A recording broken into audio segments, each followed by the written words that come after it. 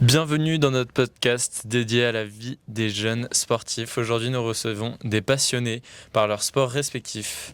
Nous allons nous plonger dans leur quotidien, comprendre leur rapport au sport depuis l'enfance, découvrir leurs défis, leurs sacrifices et surtout ce qui motive à se dépasser chaque jour. Pour commencer, présentez-vous en quelques mots quel est votre sport, depuis combien de temps le pratiquez-vous et quel est votre plus beau souvenir sportif? Je m'appelle Romane Robert et je pratique le rugby depuis 8 ans. Le match en 8e de finale contre Massy il y a 2 ans parce qu'on a gagné et que c'était nos premières phases de qualification et du coup c'est du stress et du coup on a ressorti pas mal de positifs après ça. Comment avez-vous découvert votre sport ? Est-ce que c'est venu de l'école, de la famille ou d'une rencontre ? C'est venu de l'école. J'ai découvert avec des activités proposées et on m'a proposé de venir faire en club et je suis là. À Rennes, au Pôle Espoir Rugby à Rennes. Est-ce que vous avez toujours aimé le sport ou est-ce qu'il y a eu un déclic J'ai toujours apprécié, j'ai pratiqué beaucoup de sport et j'avais jamais trouvé quelque chose qui me passionnait vraiment au point de continuer parce que je changeais chaque année. Et puis j'ai découvert le rugby. Est-ce que vous avez déjà abandonné un sport avant de trouver celui qui vous passionne et pourquoi ?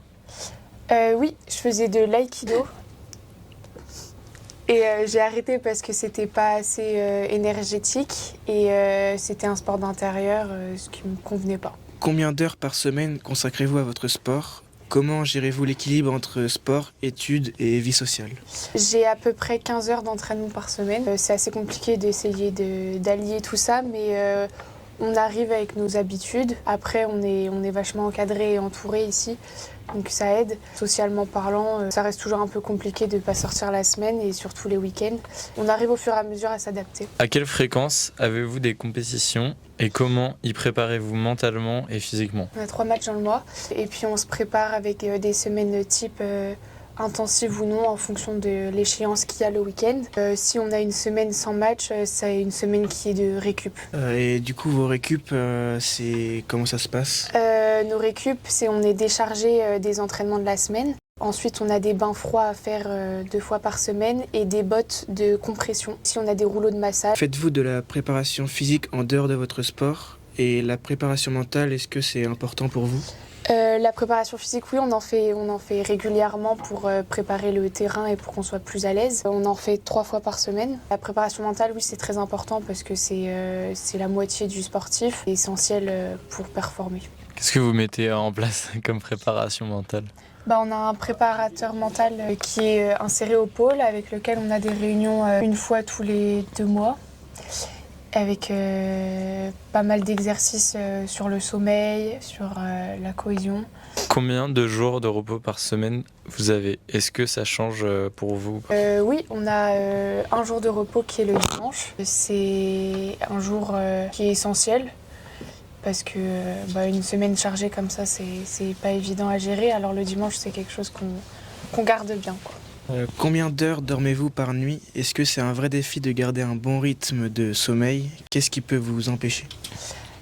Dans mon cas, le sommeil, c'est compliqué, mais en tant que sportif, c'est essentiel d'avoir un bon rythme, de se coucher assez tôt pour se lever assez tôt, bien s'hydrater, bien se nourrir, que ça atteint vachement nos performances physiques. Comment gérez-vous votre alimentation ? Est-ce que vous avez un régime particulier ? Non. On n'a pas de régime spécifique parce qu'on est à l'internat et que le lycée ne s'adapte pas aux sportifs.